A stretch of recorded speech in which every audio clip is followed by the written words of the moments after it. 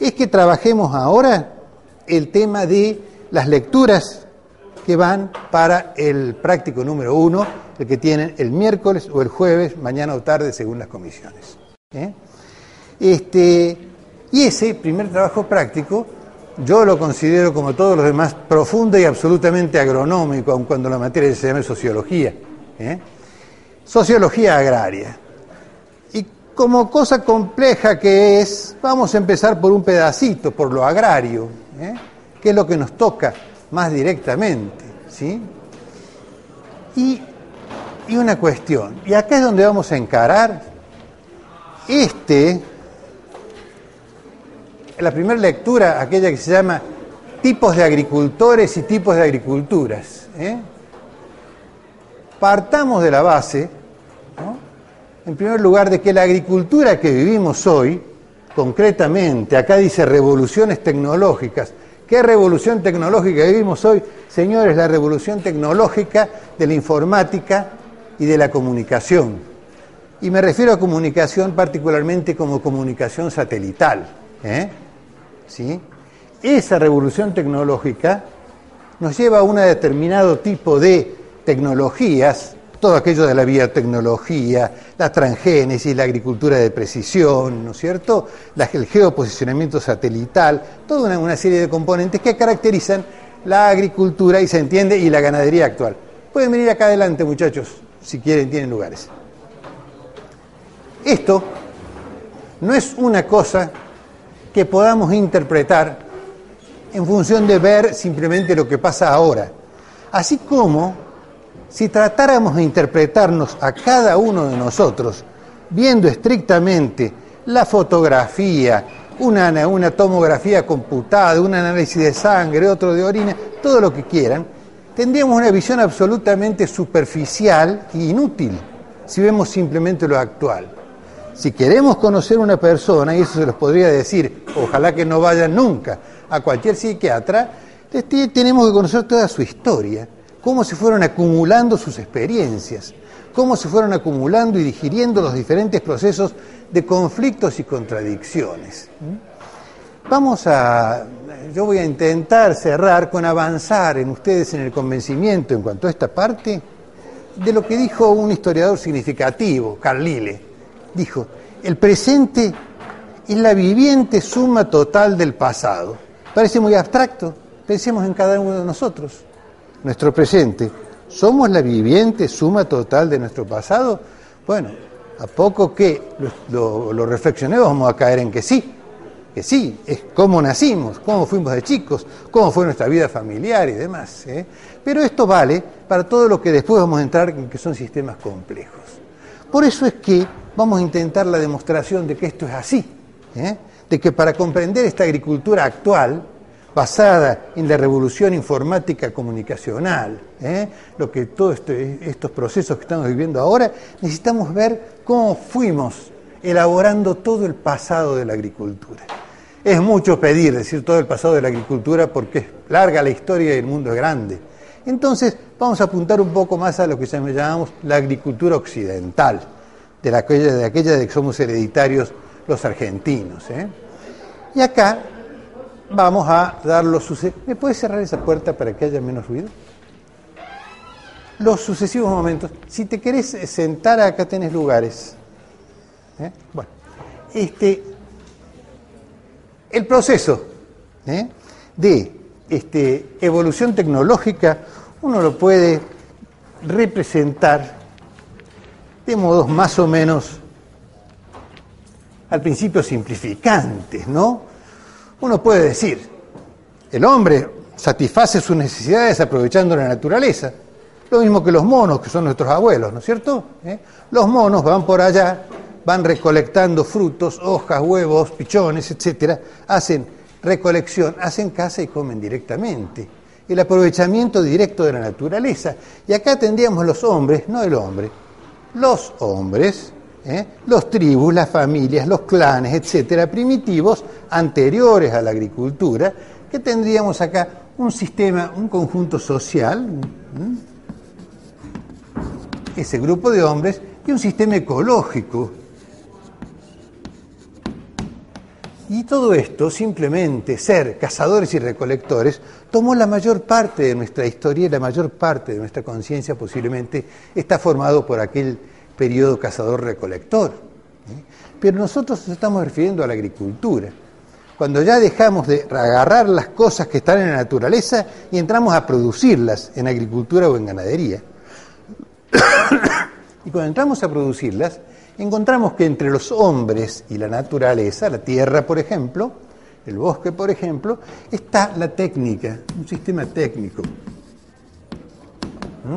que son los procedimientos que empleamos para producir con la naturaleza los bienes que necesitamos para satisfacer nuestras necesidades. Uno puede pensar que animalmente se procede de un modo más directo y que lo humano aparece casi en consonancia cuando aparece lo técnico, los procedimientos, el cómo hacerlo y qué hacer. Ejemplifiquemos. Acá se habla también de que este proceso de obtener de la naturaleza los bienes para satisfacer nuestras necesidades tiene por lo menos dos efectos. Uno, cambiar la naturaleza. Cambiamos esta tierra vacía, la surcamos, le ponemos semillas, la regamos, obtenemos la producción, la procesamos y demás. Está modificando la naturaleza o el sistema ecológico. Pero una cuestión que debe tenerse tan en cuenta como eso es que el que trabaja y produce, al mismo tiempo que modifica el sistema ecológico, la naturaleza, la hace producir el maíz o la leche que necesita, está modificándose a sí mismo. Cuando trabajamos estamos aprendiendo a hacerlo. Y si ya sabemos hacerlo inicialmente, estamos perfeccionando siempre lo que estamos haciendo. La actividad de producir modifica a la naturaleza y a los hombres. Y por eso las técnicas evolucionan y tenemos todo este proceso que ahora vamos a entrar a ver. Cuando decimos que las técnicas evolucionan, y queremos a su vez ver cómo esa evolución de las técnicas ha generado la agronomía actual, ponemos atención en diferentes momentos. Resulta que la evolución tecnológica no fue así, pasito a pasito, desde las primeras siembras hasta la agricultura de precisión actual. No fue así. Fue por grandes revoluciones tecnológicas. Fue por periodos de largo estancamiento en una determinada cuestión, en determinado momento, por cuestiones que pueden ser de origen natural, de origen social, por el mismo crecimiento de la población y demás, se produce una revolución tecnológica. Y acá tenemos cuestiones en las que se considera en relación con la agricultura, la primera revolución tecnológica de la humanidad, que es la revolución neolítica. Neo quiere decir nuevo y lítico quiere decir piedra. Recordemos del secundario, la prehistoria, cuando no se escribía, la edad de piedra, la edad de los metales y demás. Y dentro de la edad de piedra, el paleolítico, ¿no? Cuando éramos cazadores y recolectores, ¿sí? No hacíamos producción, sino que sacábamos la producción de la naturaleza. Y el neolítico, el paleolítico, esas piedras gruesas, sin ningún pulido, ásperas, feas, con las cuales la gente se pegaba pedradas o hacía eventualmente se valía de ellas para la cacería o para la lucha.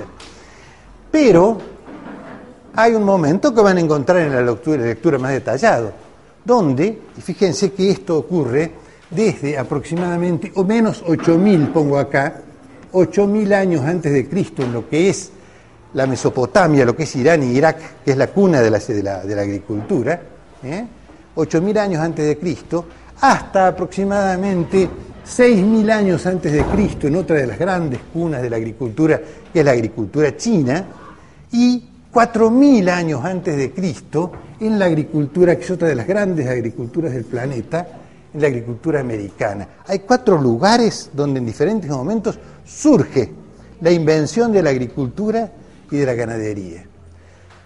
Se dice, por ejemplo, aquello, y voy a tratar de ser breve, de que las hordas nómades del Paleolítico que andaban haciendo recolección de frutos para comer, hacían campamentos donde comían el fruto, caían las semillas. Por supuesto que así como comían, también defecaban y allí también iban las semillas, ¿no es cierto?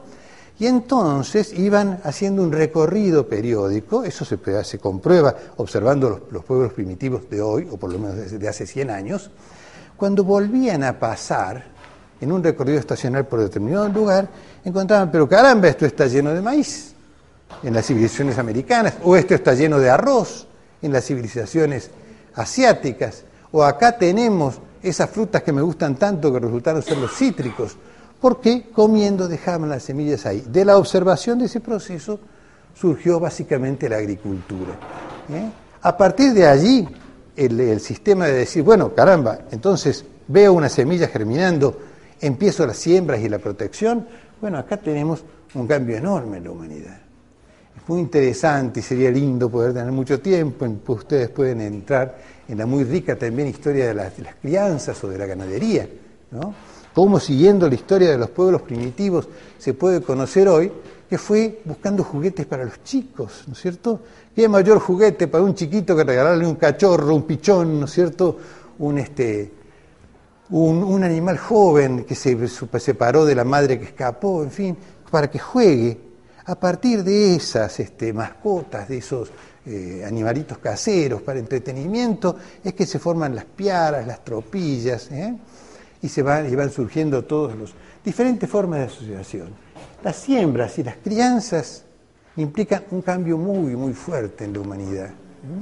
Porque el hombre primitivo, como si vemos un mono que tiene que dedicar a comer, porque come cosas de muy poco valor alimenticio, tiene que dedicar a comer 12 horas por día, 8 horas por día, pues caramba, si tenemos materiales seleccionados y a mano y en cantidad mediante las siembras y las crianzas de rodeos de animales, pues entonces se alimentan mucho mejor y con mucho menos tiempo. Aquí es donde la humanidad pega un salto fuerte. Pero vamos a ver las consecuencias de ese salto fuerte. Hablamos de 8.000, 6.000, 4.000 años, cada una con diferentes perfiles, ¿no? Las diferentes revoluciones, agriculturas neolíticas. Al poder alimentarse en menos tiempo, tienen más tiempo ¿para qué? Para el arte, por ejemplo. Entonces las piedras, en vez de ser toscas, son pulidas, son perfectas, neolítico, por eso. Aparece también lo que en historia se llama la cerámica, ¿no es cierto? En los periodos precerámicos aparece la cerámica. Aparece, surge toda una rama de arte. El arte venía desde antes, el arte era paleolítico. No una rama del arte que hace para la cuestión de la cerámica. Todo esto parece importar bastante poco en lo que es la agricultura actual. Hay una cuestión que ha sido muy analizada, la organización política y económica de los hombres en aquel tiempo, ¿no es cierto? Acá teníamos comunidades. Común quiere decir que todos de todos, por lo menos todos de todos los que integran un grupo determinado. Si eran agricultores, todo era de los integrantes de la aldea agrícola. Si eran ganaderos, las hordas ganaderas en que se vivía. Las aldeas agrícolas eran sedentarias, estaban estabilizadas en lugares. No podían convivir con los ganaderos porque los animales se comen los cultivos. Entonces las hordas ganaderas eran trashumantes. Diferentes modos de vida que tienen mucha repercusión actual, como vamos a ver. Obviamente uno piensa que las hordas debían ser mucho más divertidas que las aldeas, ¿no? Pero será cuestión de gustos. Hablar de tipos de productores en este momento, y bueno, hablamos de comunidades, pero hablamos básicamente de la vinculación familiar, la vinculación de parentesco, que no son los mismos parentescos de ahora, papá, mamá, hijos, es la familia nuclear moderna, y todavía hay modalidades más recientes. No, comunidades ampliadas, ¿no es cierto?, de parentesco, que nos dan lugar a los clanes, se denominan y las tribus. Tal vez eso todavía no es muy nuestro. Lo que sí es muy nuestro es una cosa que nos puede llevar a preguntarnos qué impacto tiene la revolución neolítica ocurrida entre 8.000 y 4.000 años antes de Cristo, qué impacto tiene en la agricultura actual, en la agricultura de la transgénesis, en la agricultura de la información satelital, en la agricultura de la biotecnología. Fíjense acá, ni más ni menos, no sé si alcanzan a leer, ¿qué aportes hace? ¿Qué nos quedó? La selección de las especies vegetales y animales. La cantidad de especies vegetales y animales, uno puede pensar aproximadamente en 600.000 especies animales, en 250.000 especies vegetales. Y los hombres primitivos y sus antecesores utilizaban una gran cantidad de esas. Ahora, hay algunas de esas especies que ocurrió, vegetales, que se reproducían en esos lugares de los campamentos de los que eran recolectores, ¿no? Se reproducían más. Encontraron que eran en las condiciones, llamémosle técnicas o tecnológicas, de 10.000 años atrás, cuando decimos 8.000 años antes de Cristo, decimos hace 10.000 años, encontraron que había algunas que eran más cultivables. Rápidamente se angostó la cuestión y se concentraron en aquel tiempo en aproximadamente 300 especies vegetales y una cosa de 50 especies animales. Y si nos ponemos a pensar cuántas especies vegetales, especies me refiero no a variedades, decimos por ejemplo el maíz, la soja, el trigo, la manzana, etcétera, etcétera. Estamos utilizando actualmente, vamos a ver todavía que son infinitamente menos que esos 250 o 300 especies vegetales y qué cantidad de especies animales. Acá hay una cuestión bastante sorprendente. Acá se decide qué es dentro de la población vegetal que está en el ambiente, qué es cultivo y qué es qué. Están los cultivos y las qué. Nosotros, desde el punto de vista agronómico, dividimos las especies vegetales en los cultivos y las plagas son bichos. Las malezas, les decimos, ¿no es cierto? Los yuyos, ¿sí? La masiega, etcétera. Las malezas son el mal. Acá de movida se dice, con los criterios de hace 10.000 años, se descartó el 90% o el 95% de las especies vegetales y animales. El condicionamiento actual de todo esto se mantuvo. La incorporación de nuevas especies prácticamente ha sido inexistente. ¿Qué consideramos cultivo y qué consideramos maleza? Surgió de entonces. Esto nos puede llevar, por ejemplo, a una visión crítica de decir, ¿y por qué no estudiamos las otras especies que todavía quedan de vegetales y de animales, a ver si está eso? ¿Y por qué no los estudiamos en función de la biotecnología, en función de ver los genomas y los genes que nos interesan y cómo los podemos utilizar, etcétera, ¿no?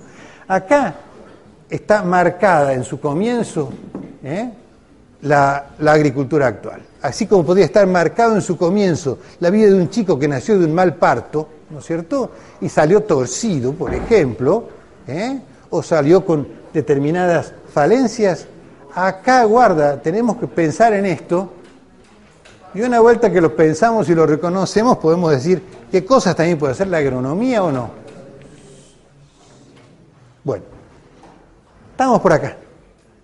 Es decir, el presente es la viviente suma total del pasado. Este impacto, esto de vivir en comunidad, ¿no es cierto?, que era lo común.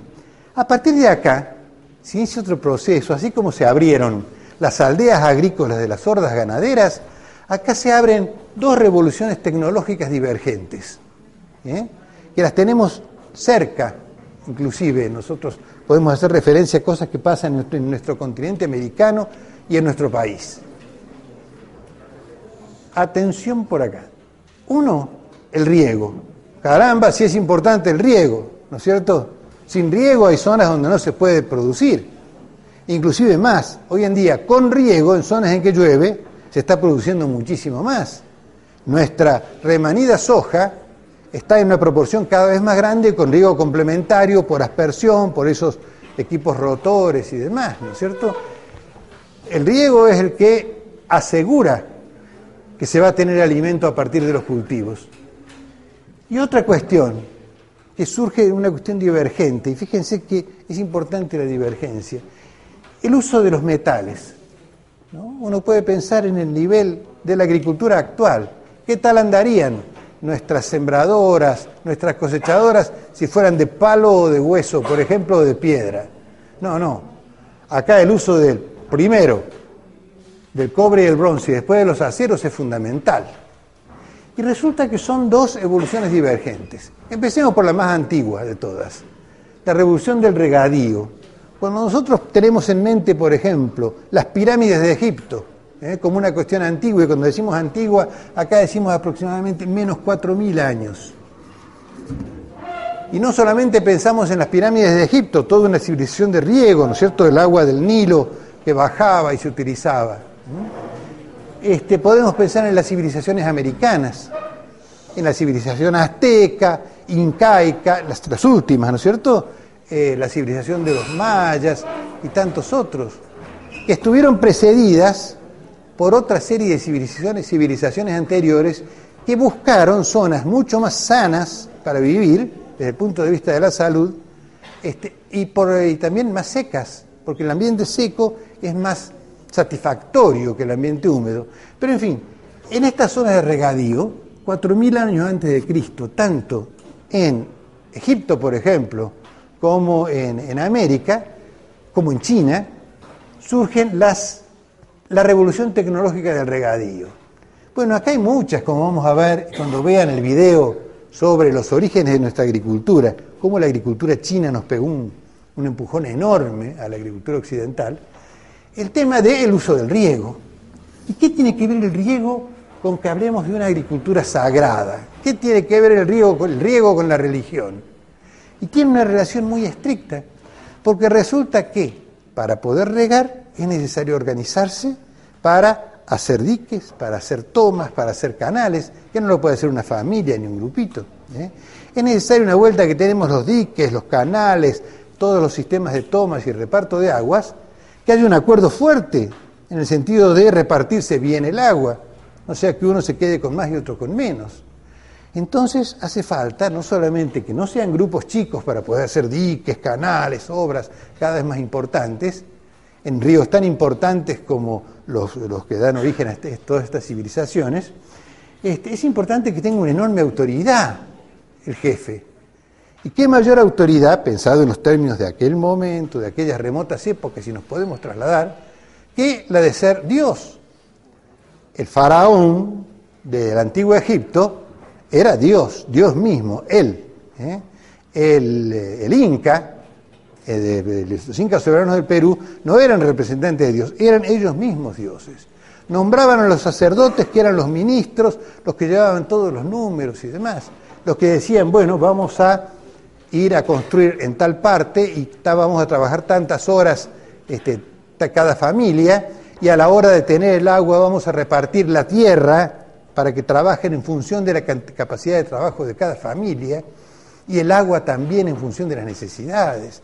Y ese rey, Dios, llámese faraón o inca, por ejemplo, ¿no es cierto?, tenía esos sacerdotes administradores, que al ser sacerdotes eran representantes de Dios también, que organizaban todos estos imperios sagrados, basados en la religión, donde había un Estado que trabajaba sobre las familias. Les decía a las familias qué tienen que producir, cómo y cuánto, y con cuánta tierra. Era un sistema que a veces es visto como despotismo oriental, como un sistema semiesclavista o esclavitud del Estado, pero en realidad es un sistema de cooperación muy fuertemente organizado. ¿Cómo sería de organizado que le sobró la potencia del trabajo social para hacer los canales y los diques? ¿Y qué construyeron? Las pirámides, por ejemplo. Y no solamente las pirámides de Egipto, sino las pirámides de América, ¿no es cierto? Uno va a México o a Perú, se queda impresionado cómo tanta gente pudo trabajar en esto. Acá. Y entonces así cómo se va construyendo la agricultura actual y también sus conflictos. ¿Qué nos dejan acá? El aporte, la planificación estatal. El Estado planifica, el gobierno planifica qué es necesario producir, cómo y cuánto, en qué obras de infraestructura se deben hacer y cómo se debe participar y demás. El Estado participa eventualmente en qué se puede comerciar y qué no se puede comerciar en función de lo que tenemos, por ejemplo. Si el Estado cusqueño, incaico, definía, bueno, tenemos tanta gente, por lo tanto necesitamos tanto maíz, tanto poroto, tanto de zapallo, etc. Y va a intercambiar con otros grupos, va a ser sobre el excedente, sobre lo que sobre. No va a dejar sin comer a su propia gente. Y esto es una cuestión, claro, del pasado tan remoto, ¿no? Ustedes oyeron hablar, por ejemplo, en el 2008 de la resolución 125, que le ponía impuestos a la exportación de soja. oyeron hablar de un tal Guillermo Moreno, que tendrían que mostrarlo con cuernos y cola porque es el diablo, y es el que dice en determinado momento, no se exporta una res más, se acabó la exportación de ganado vacuno en la Argentina, hoy.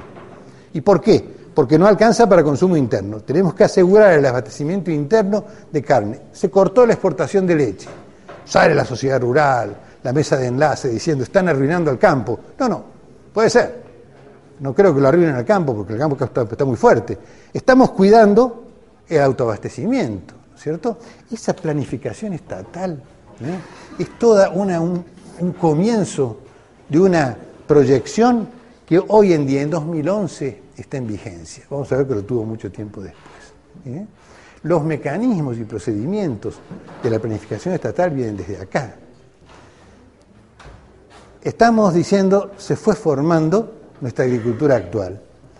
Revolución metalúrgica, ya dijimos, es muy distinto si tenemos que desmontar, por ejemplo, para implantar cultivos, es completamente distinto si lo hacemos con un hacha de hierro, con machetes y con palas, que si vamos a trabajar con instrumentos de palo, de hueso y demás.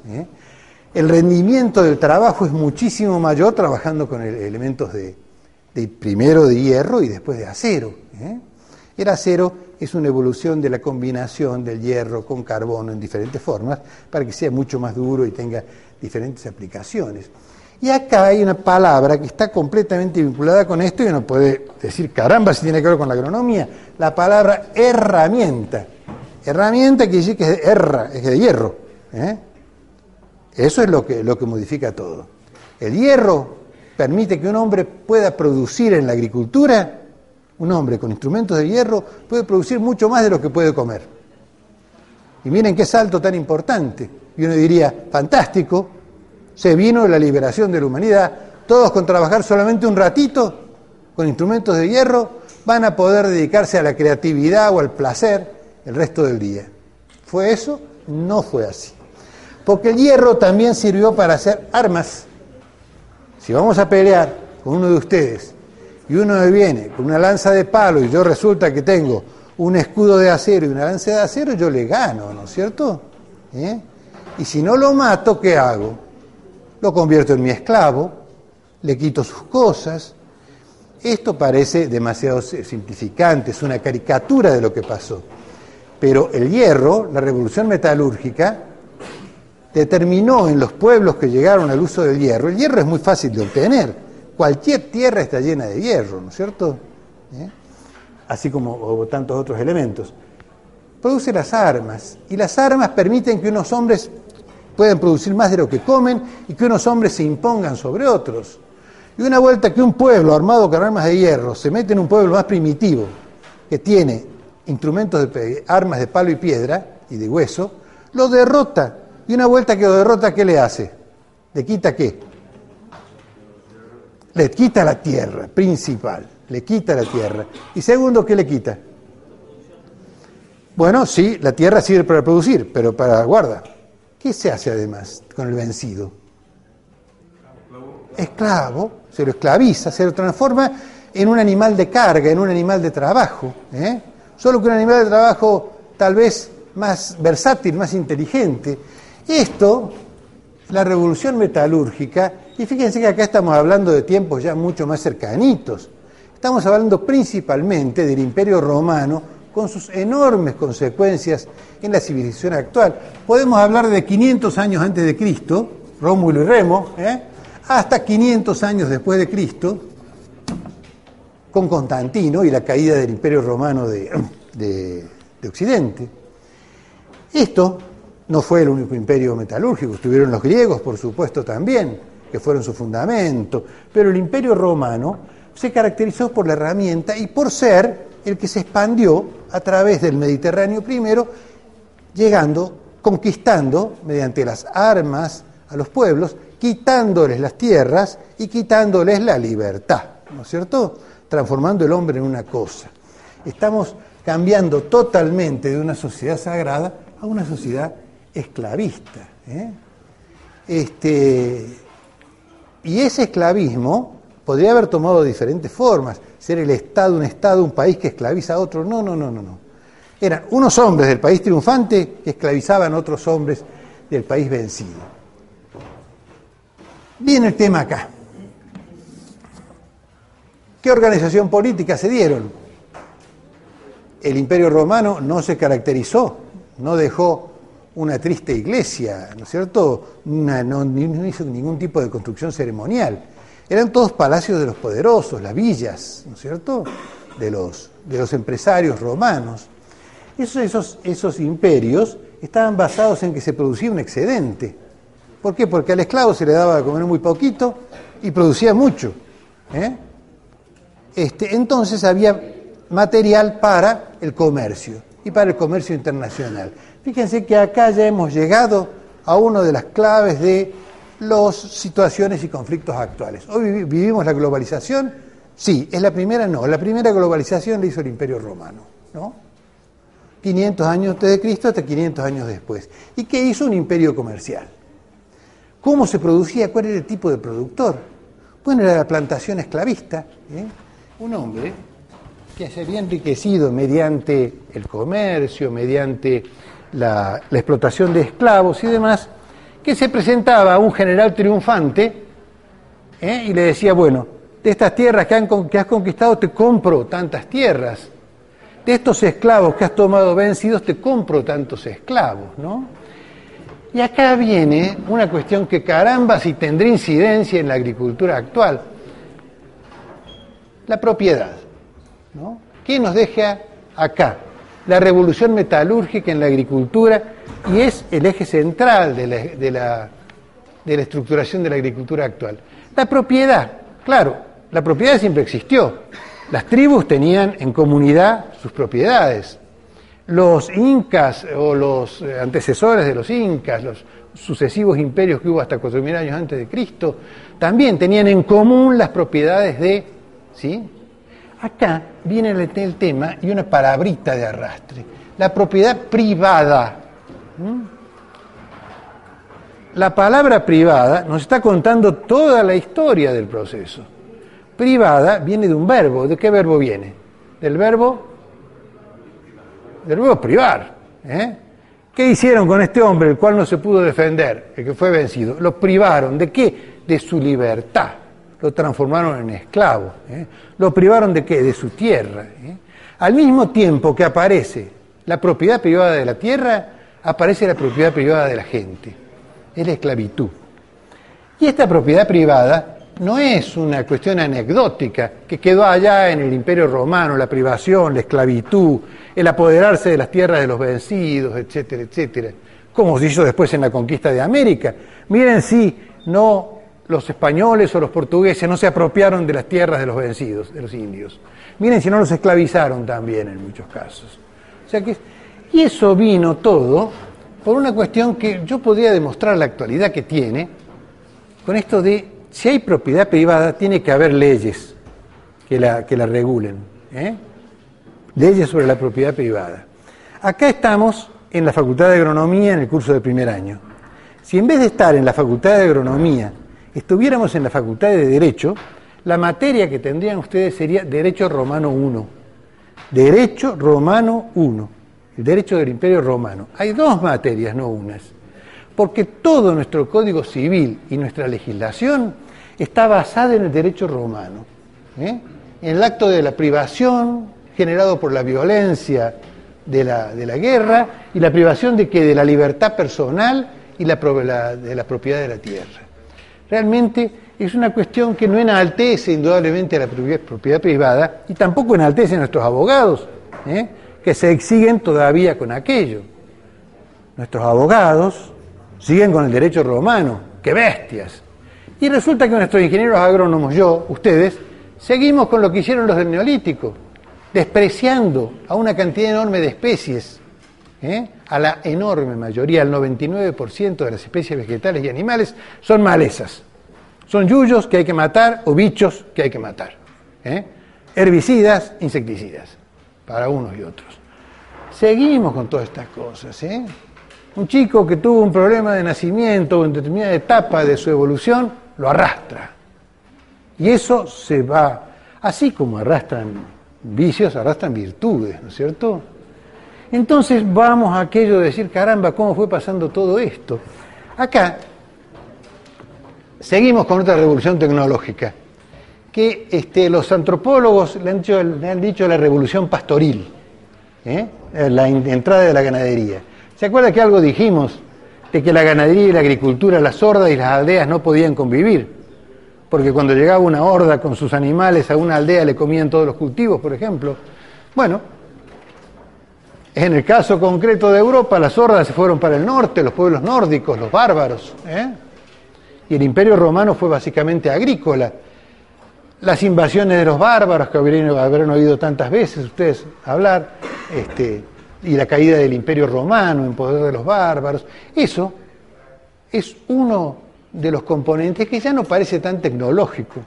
Pero esto sí, esa vinculación de los que trabajaban con animales, de los que hacían producción vegetal, trajo una cuestión tan importante como la tracción animal. En los imperios esclavistas, la fuente de energía era el brazo esclavo. ¿Sí? Cuando aparece, no es que aparezca, cuando se perfecciona la tracción animal con la revolución pastoril, aparece básicamente el caballo y después también la mula. Pero básicamente el caballo como animal de tiro. Claro, uno puede decir, pero caramba, Alejandro Magno no tenía caballos de tiro. Sí, claro que tenía. ¿Y cómo tiraban los caballos de Alejandro Magno muchísimos años atrás? Y bueno, tenían el dogal, tiraban con el cogote. Tiraban con el cogote y entonces se apretaban las arterias yugulares y circulaba menos la sangre y ahí nomás. Podían tirar solamente una carga muy liviana. Además, andaban en patas los caballos. Quiero decir con esto que no tenían herraduras. Entonces se desgastaba esa uña, que es el vaso, pisaba con el hueso. El que anda a caballo sabe perfectamente que un caballo con herraduras se puede utilizar muchísimos años, en tanto que sin herraduras bastante poco tiempo, porque las patas se arruinan. La pechera, para que el animal tire con los encuentros, y las herraduras cambiaron el mundo. ¿Cambiaron el mundo en qué sentido? Al aparecer la tracción animal, resulta que ya no hacía falta el brazo esclavo, que el caballo comía menos, tenía mucho más fuerza, trabajaba mejor que los esclavos. Eso es un componente tecnológico importante. Cuando vayan al video, los orígenes de nuestra agricultura, que está muy bueno, que es de History Channel, y digan, pero entonces no fue solamente la pechera que trajeron los bárbaros, fue también la rueda, el hierro, la carretilla, el molino, los canales, una cantidad de cuestiones que llegaron de la antigua agricultura china, un imperio de regadío, cuando Marco Polo, 1000 años después llegan a Europa y cambian la agricultura europea. Teníamos acá la revolución pastoril, acá estamos hablando, fíjense el salto que pegamos. Empieza desde el año 500 con la caída del Imperio Romano y se extiende, uno puede decir, hasta el año 1800. Ese periodo oscuro de la humanidad, donde no hubo imperios, por lo menos en nuestro antecedente que es Europa, y donde la tracción animal sustituye en cantidades progresivamente crecientes a la fuerza de los esclavos. La palabra general que vamos a seguir usando para ubicar este tipo de agricultura, con que hoy se la denomina, es la agricultura tradicional. La agricultura esclavista fue una agricultura muy pobre, ¿no?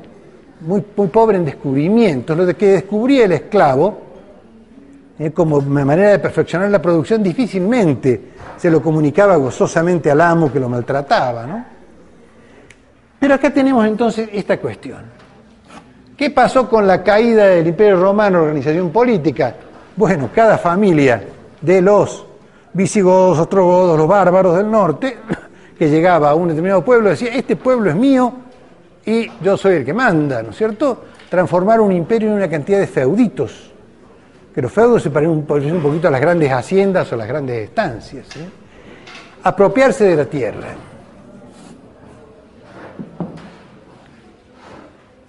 El feudalismo, estamos hablando de una cuestión reciente.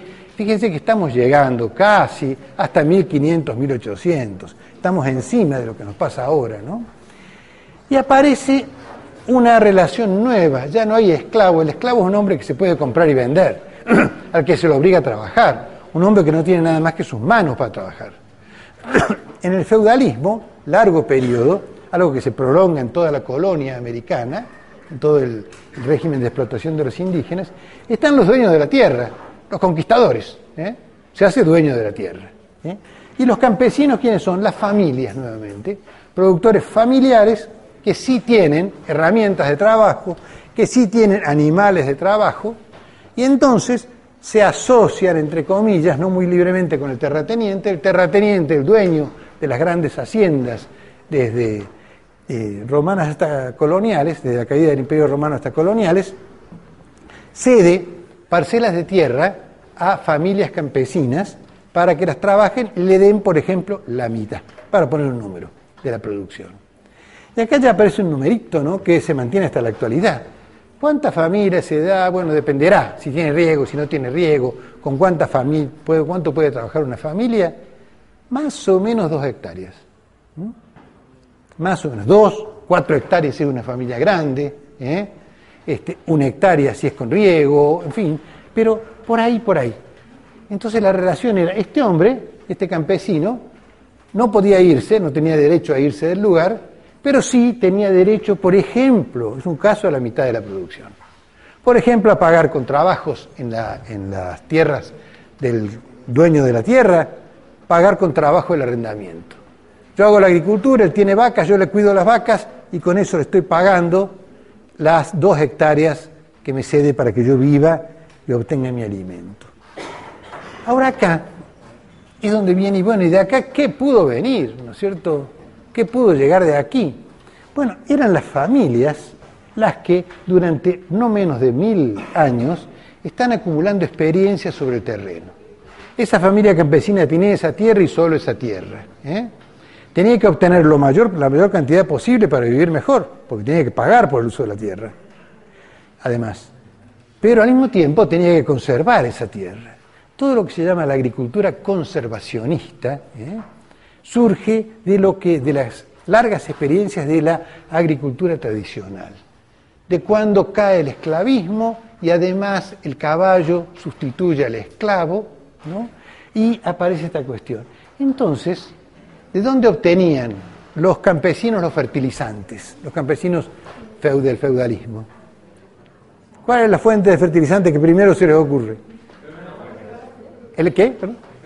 El estiércol, fundamental. Pero el estiércol inclusive procesado, ¿no es cierto? Se hacía con el estiércol, se agregaban restos vegetales, se hacía el compost y se utilizaba eso. Otra cuestión, ¿cómo hacían para controlar las plagas y las enfermedades? ¿Quién controlaba a las langostas, por ejemplo? ¿Tenían DDT? ¿Tenían agroquímicos? Entonces, ¿quién controlaba que no hubiera una excesiva proliferación de orugas, o de tucuras, o de langosta, o lo que fuera? ¿Quién controlaba eso y cómo? Los enemigos naturales de las plagas, imitando el ecosistema natural, ¿sí?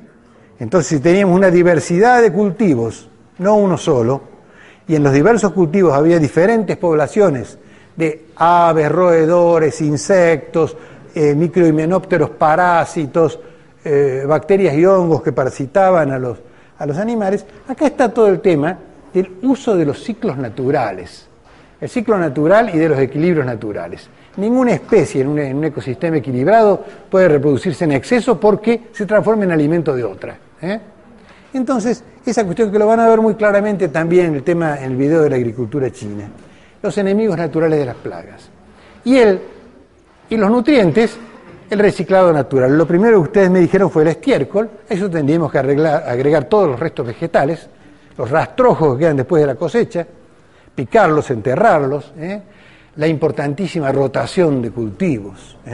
Si nosotros hacemos un cultivo aquí que nos da una gran cantidad de materia orgánica y que tiene raíces superficiales, y al año siguiente hacemos otro de raíces profundas, aunque de poca materia orgánica, van a estar sacando los nutrientes de distintas profundidades y van a estar también reponiendo, ¿no es cierto? La diversificación y las rotaciones, diversificación, hacer varias cosas en una sola, y las rotaciones, organizarlas de modo inteligente, es la cuestión. Y esto es lo que se hace ahora, hoy en día, la agricultura, a nivel de cada finca, ¿es diversificada o es de monocultivo? Es monocultivo, ¿eh? ¿Y eso qué problemas trae? ¿Cómo reponemos los nutrientes del suelo? Mediante fertilizantes. ¿De dónde salen los fertilizantes? El 80%. De la petroquímica, del petróleo. ¿Tenemos petróleo para toda la eternidad? Ni remotamente, ¿no es cierto? Entonces acá estamos ante determinados problemas, ¿no? ¿Cómo controlamos las plagas? Los insectos y las enfermedades, ¿con qué? Con agroquímicos, con insecticidas, todo lo que es sida significa matar la vida, ¿eh? Y eso está trayendo problemas, ¿no es cierto? Por ejemplo, problemas de contaminación. Y fíjense que ante todo esto está un material que van a estudiar para el próximo práctico. El práctico número 2 tiene una lectura muy buena del año 2010, reciente, fresquita, de un gran investigador que se llama Altieri, y el artículo se llama ¿Por qué estudiar la agricultura tradicional? ¿Por qué? Porque podemos sacar de aquí una cantidad de soluciones para problemas actuales, como por ejemplo la dependencia de los fertilizantes y de los biocidas.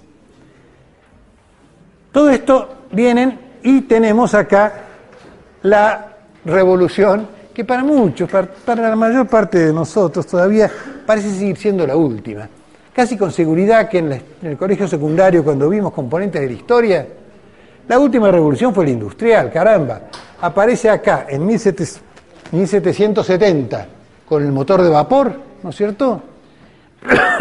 Y se prolonga hasta ahora, hasta 1990.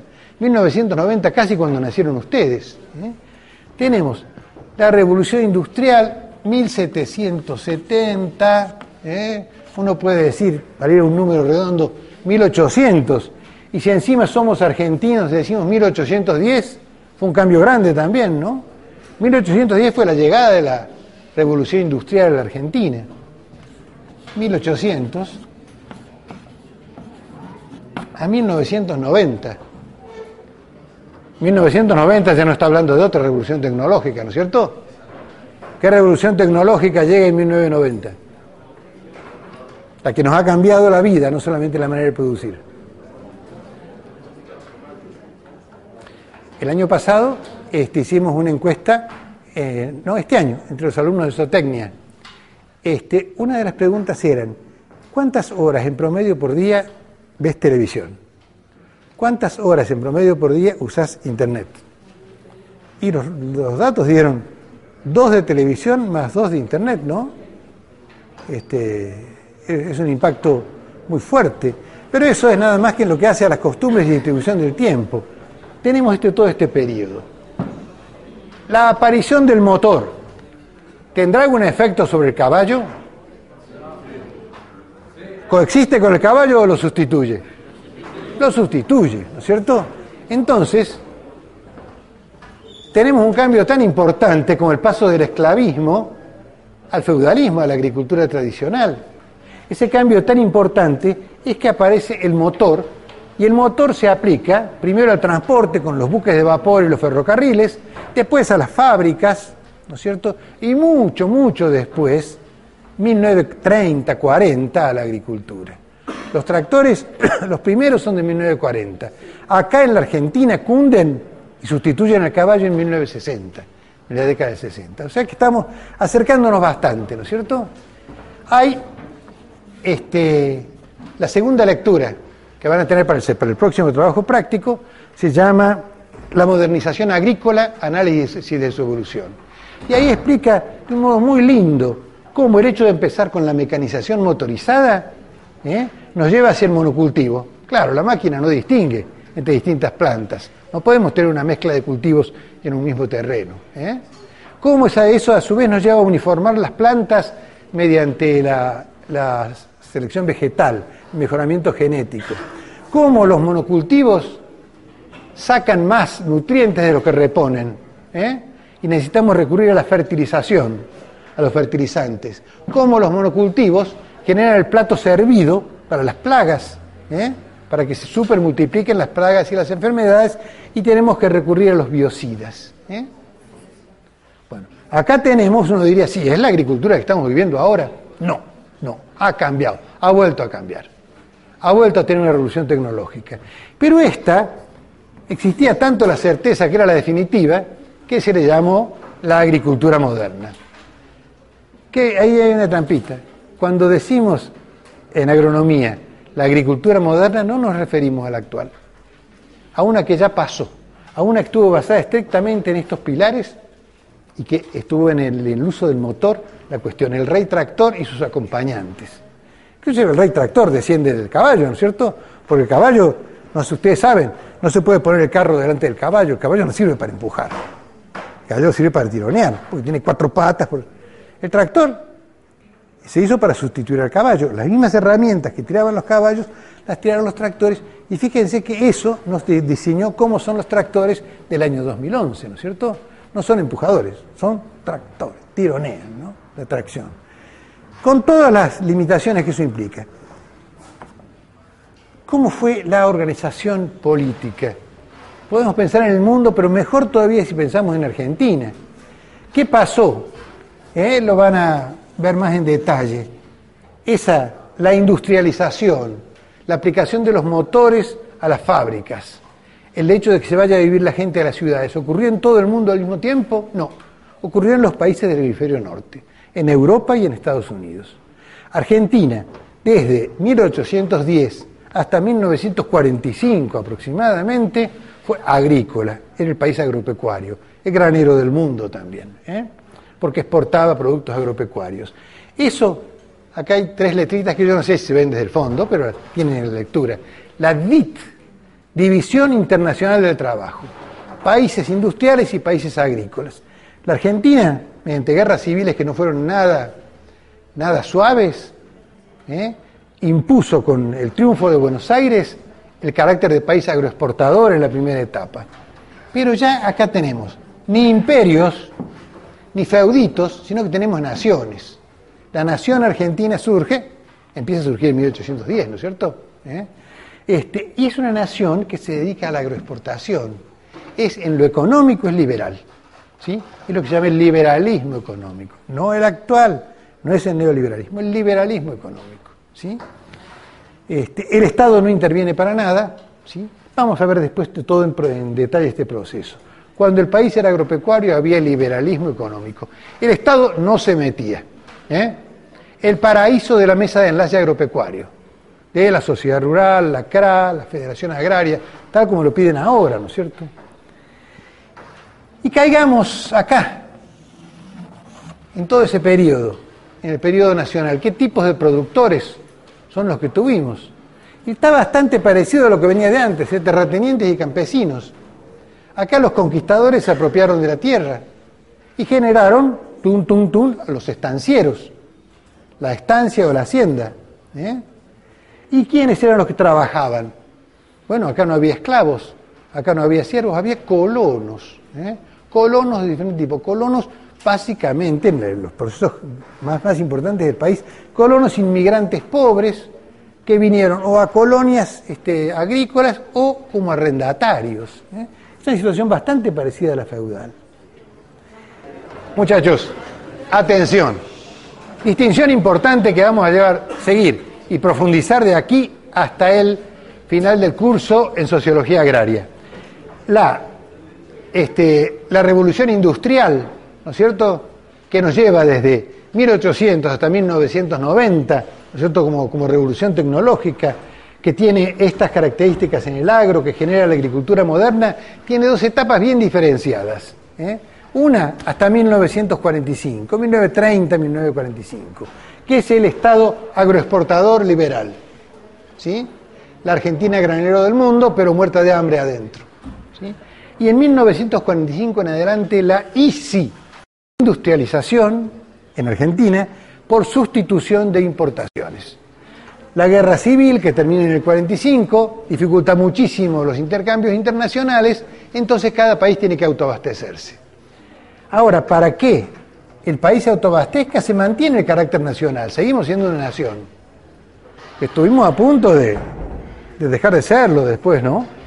Una nación, pero ya no liberal, sino una nación estatista, una nación donde el Estado, no tanto como uno podría pensar el faraón o el inca, pero el Estado intervenía poderosamente, influyendo en qué se debía producir, cómo y cuánto, ¿no es cierto?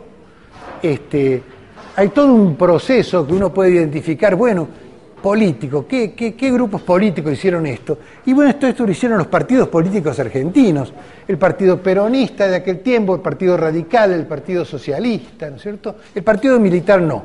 El partido militar siempre estuvo del lado de la agroexportación y se preocupó de cortar esos gobiernos civiles. Pero entonces, acá, ¿qué pasó cuando llegamos? En el periodo de agroexportación seguíamos con los estancieros ganaderos y los colonos agricultores, que les tenían que dar, por ejemplo, la mitad de la producción para empezar a hablar en carácter de alquiler a los estancieros. Acá, esta intervención del Estado, de los sucesivos estados, esto no es propaganda peronista ni cosa que se parezca, lo hicieron los radicales, también lo hicieron los socialistas. Le dieron crédito a los colonos para que compraran la tierra que ocupaban, pero crédito muy favorable. Una vuelta que compraron la tierra le dieron crédito a los colonos para que compraran el tractor. Una vuelta que tienen la tierra y el tractor, en esa misma época se formó el INTA, por ejemplo, Instituto Nacional de Tecnificación Agraria, para que investigara las técnicas que pueden utilizar los chacareros y se las enseñara. Son varias cosas juntas. Esto nos trae una cuestión que vamos a tratar de inmediato, la aparición de nuevos tipos de productores.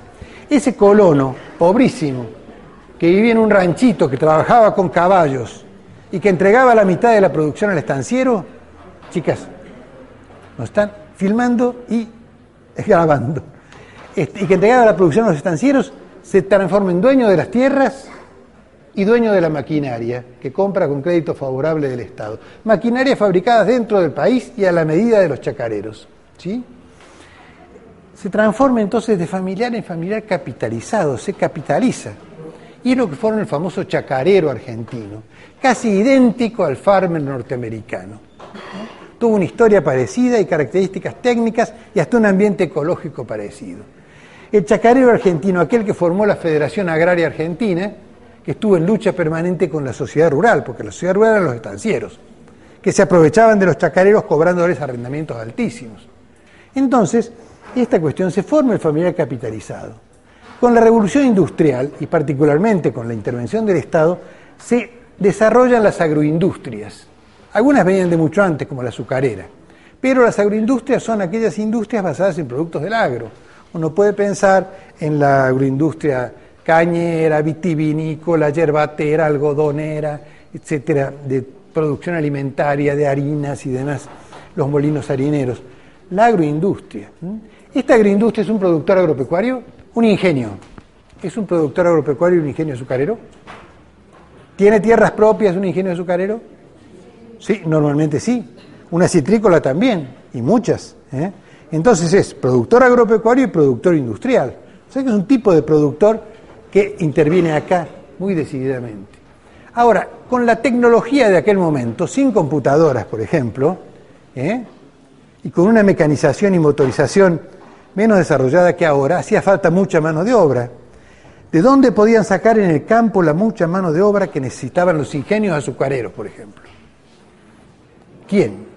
Un familiar capitalizado, un hombre que ya tenía su tractor, sus máquinas, que estaba progresando, un chacarero. ¿Iba a ir a trabajar en el ingenio? No. ¿O ir a echar la caña? No.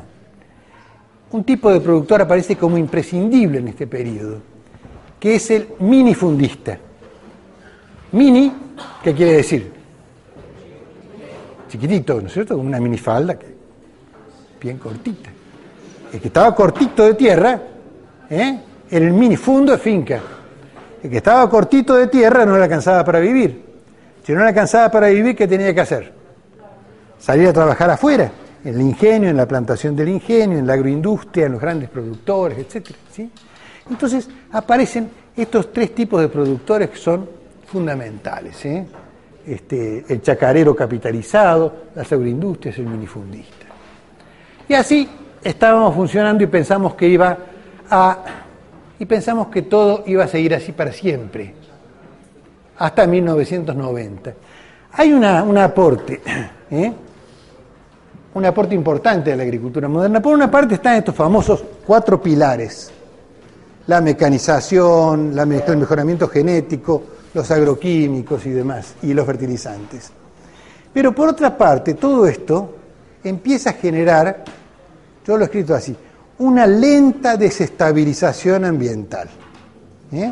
Hay un lento proceso de pérdida de fertilidad de los suelos, hay un lento proceso de contaminación, hay un proceso de desestabilización ambiental.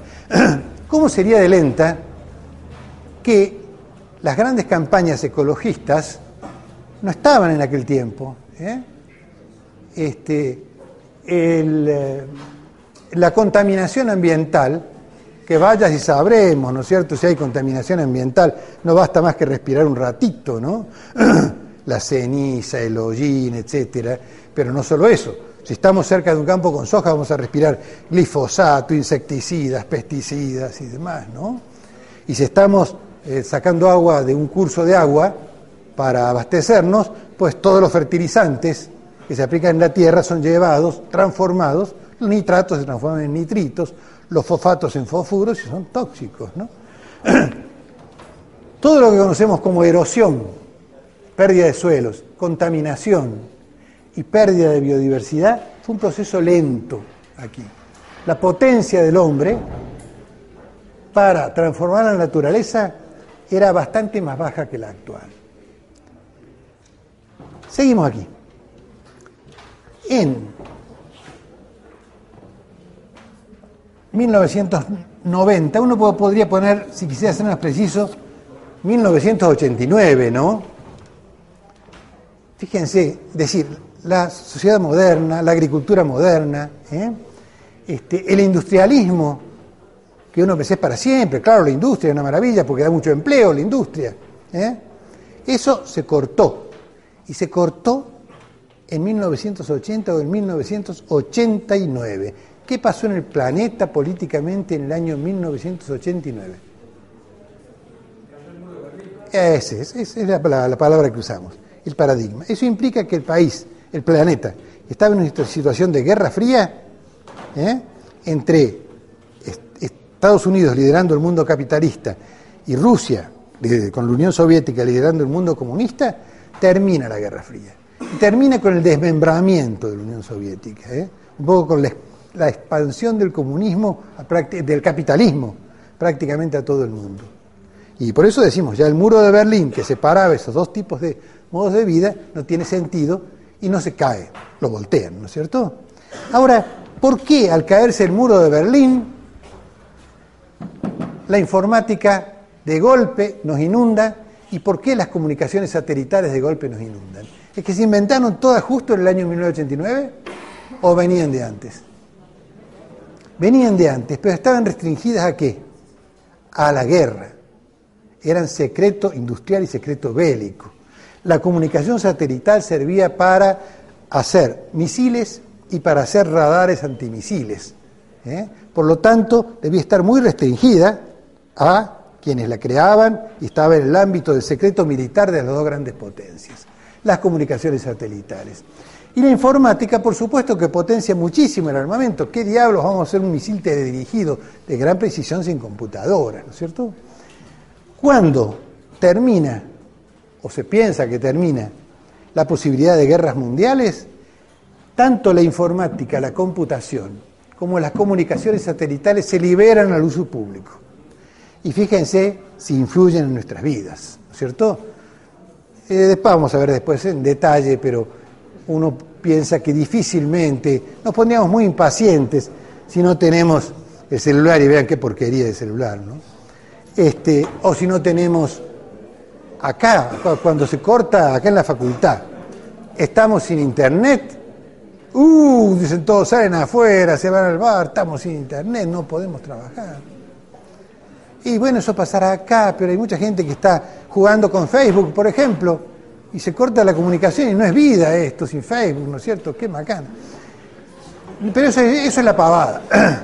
Eso es la pavada. A nosotros nos interesa este proceso que tiene que ver con lo político y lo tecnológico, como la informática, antes decíamos la computación, porque eran calculadoras, ahora sirven para tantas cosas, que decimos informática, y lo comunicacional, ¿no? Esto es lo más elemental, ¿no es cierto? Mi mujer me puede controlar de cerca con esto, o yo a ella. Pero todas las comunicaciones satelitales se aplican a muchas cuestiones. Fíjense, en la informática, la biotecnología. Se pensaba, bueno, vamos a tardar 20 años en conocer el genoma humano. Cuando se aplicó la computación, en 2 años se conoció el genoma humano. O sea, toda la serie de sucesiones de las moléculas de ADN que determinan los genes que van dando las características. Una vuelta que tenemos esa información, se empieza a jugar con los genes, a sacar de un gen acá y ponerlo allá. Y fíjense si no habrá tenido impacto. La soja transgénica ha cambiado totalmente la agricultura y la ganadería del país, y viene del proceso de la biotecnología, que va a ser básicamente el grueso de los componentes con que van a trabajar ustedes como profesionales. Y la otra cuestión, lo vinculado con la comunicación satelital.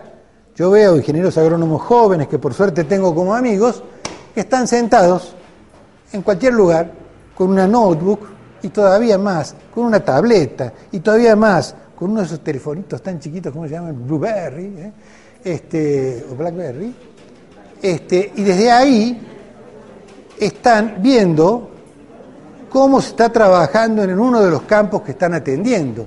La información satelital permite ver en vivo y en directo y ver cosas que no ve el ojo, por ejemplo. Una vez se puede caminar por un campo y no saber qué cantidad de humedad tiene acumulado el suelo. La máquina sí lo dice, ¿no es cierto? Otra cosa, tenemos todo acá lo que dio lugar a la agricultura de precisión, ¿sí? Ustedes van a escuchar, yo todavía puedo decir, ¿cuánto se siembra de soja? 60 kilos por hectárea. ¿Cuánto se pone de urea en los cañaverales? Se ponen 3 kilos por surco, ¿no? Macanas, con la agricultura de precisión todo eso se acabó. Ahora sabemos, en un lugar como esta aula, qué cantidad de fósforo, nitrógeno, potasio hay en este sector, qué cantidad hay en aquel otro sector, qué salinidad tenemos acá o allá, qué pH, qué nivel de acidez. Entonces, esa máquina que va sembrando va a ir regulando la cantidad de semilla por metro, la cantidad de cada uno de los fertilizantes que echa por metro, la cantidad de los correctores del suelo, eventualmente también la cantidad de pesticidas que hay en cada caso. Eso lleva un ahorro impresionante en el uso de todas estas cuestiones. Además, como si fuera poco, uno puede pensar, y esto parece cosa de ciencia ficción, en ese tractor o en esa cosechadora que avanzan solos.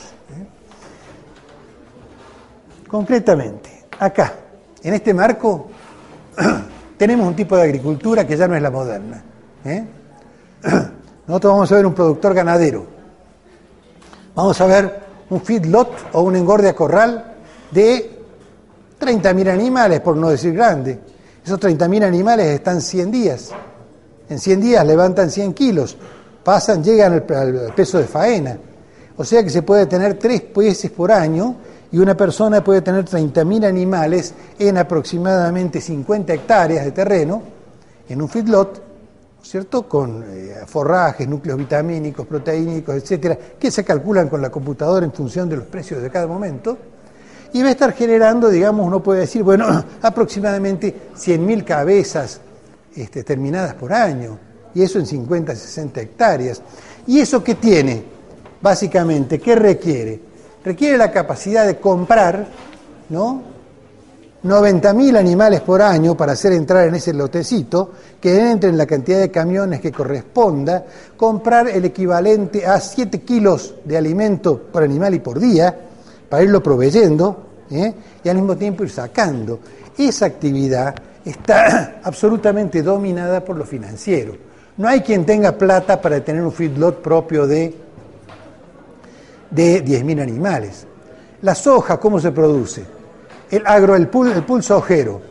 el agronegocio sojero, los que tienen la ganancia fuerte, ¿cuál es el tamaño que tienen? El promedio está en 10.000 hectáreas, pero Gustavo Grobo Copatel tiene 450.000 hectáreas, ¿no? Pero hay un par de agronegocios más que tienen el orden de 600.000 hectáreas. ¿Y eso qué es? ¿Hay quien tenga 600.000 hectáreas? ¿Hay quien tenga la plata para manejarlas? No.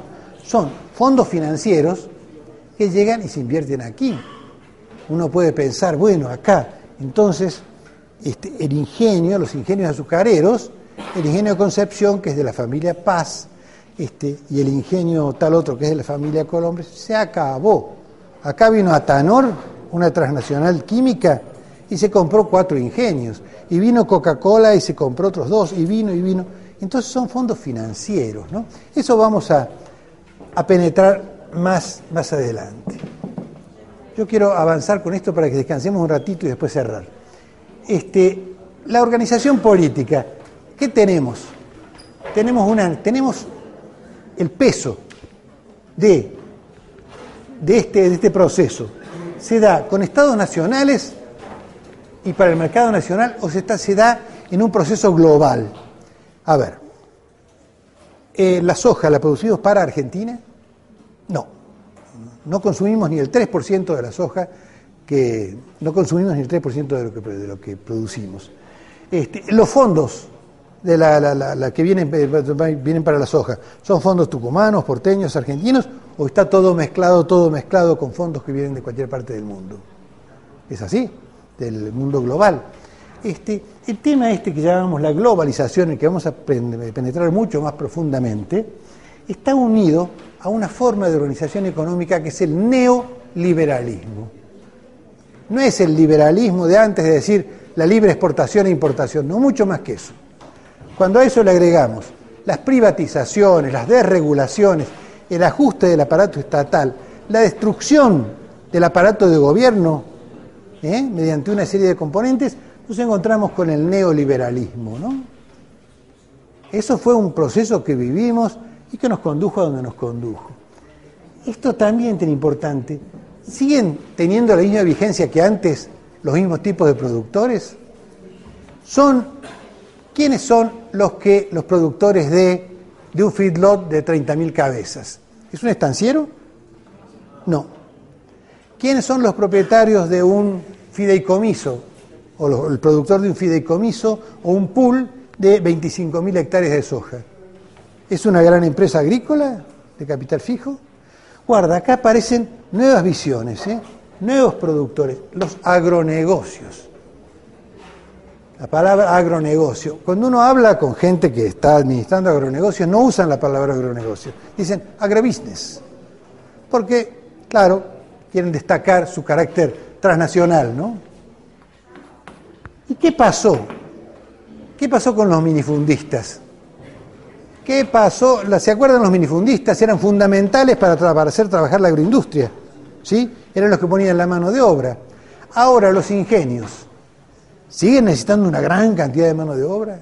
Gente que va con los machetes a cosechar la caña, cargarla, llevarla. El ingenio mismo va de un lado para otro. O sea, hay cosechadoras. ¿Esas cosechadoras están computarizadas? Sí lo están. Una proporción cada vez más creciente. ¿El ingenio mismo está computarizado? Por supuesto, y robotizado. Entonces, ¿qué pasó con los minifundistas? ¿Siguen teniendo trabajo?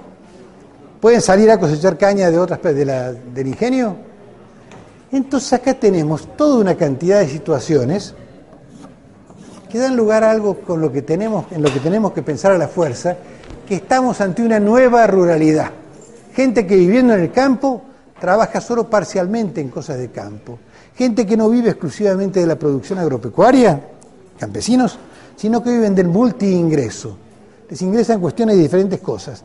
De salir a cosechar limón, por ejemplo, eventualmente sí, pero también de algunos planes sociales, pero también de algunas obras públicas que pasan por el lugar, pero también del agroturismo, por ejemplo, cosa que antes era impensable, pero también de la protección ambiental, una cantidad de componentes. ¿Con qué nos encontramos? ¿Qué nos ha legado todo esto? Muchísimas cosas. Tenemos que ver lo técnico. La biotecnología no tiene límites. Qué maravilla la biotecnología y la transgénesis, ¿no?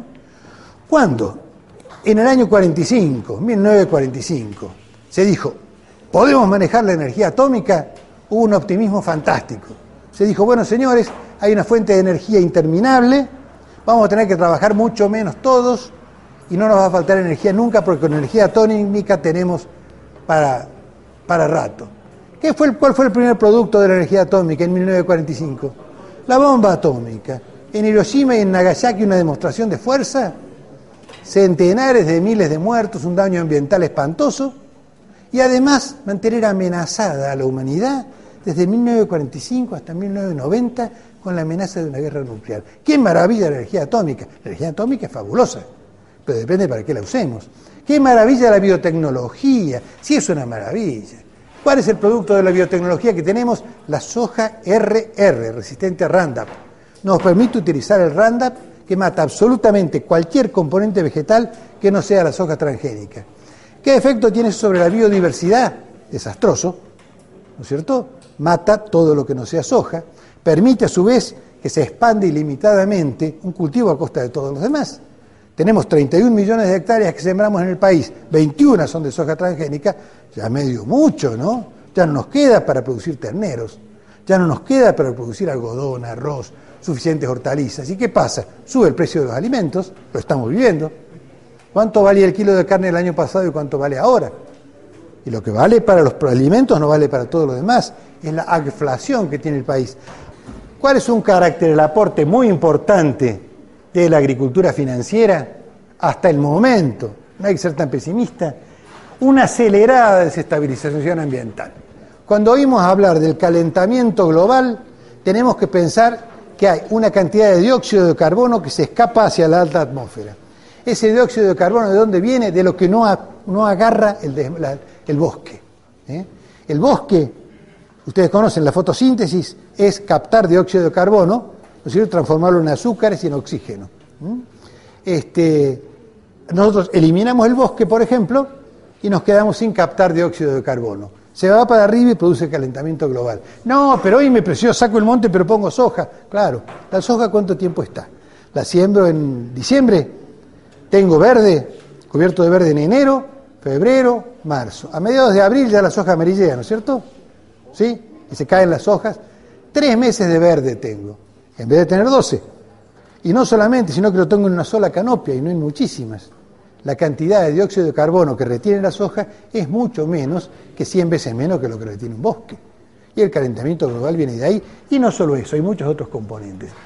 El proceso también de la reaparición de la erosión, la contaminación y demás, esta desestabilización ambiental. Y acá ya nos metemos en el futuro, ¿no? Nos metemos en gente que critica esto, gente de mala onda que dice no, la biotecnología y la comunicación satelital tienen que servir para algo mejor que para simplemente hacer soja transgénica que nos elimina, nos deteriora muchísimo el ecosistema y nos contamina, no por ella, sino por los agroquímicos que conlleva. Tenemos que volver a la agroecología, ir a estudiar este proceso acá, el uso de los ciclos naturales y ver cómo aplicarlos, pero estudiarlos con la posibilidad de utilizar la biotecnología, la comunicación satelital y la informática. Es la construcción de la agroecología. El nuevo plan de estudios, ustedes tienen una materia, allá por 3er año, que se llama agroecología y que se les recomiendo. Y acá, nuevamente, la propuesta está por el lado de la territorialidad. El penúltimo trabajo práctico de sociología va a ser sobre el tema del desarrollo rural territorial y la economía ecológica como respuesta a la globalización. Lo que se plantea acá, no sabemos qué tipo de productores van a estar. En esto se está peleando, hay una controversia interna. Pero lo que pretende es justamente la palabrita nueva, la palabrita sostenibilidad, que antes no existía y ahora existe. Porque antes, hace 20 años, no había peligro que las cosas se caigan. Ahora se pueden caer. El calentamiento global, etcétera, etcétera, muchas otras cosas.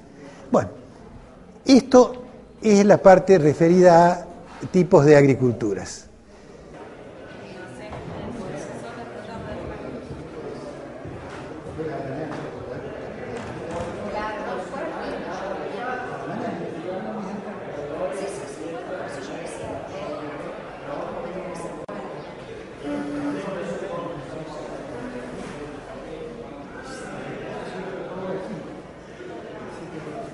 teléfono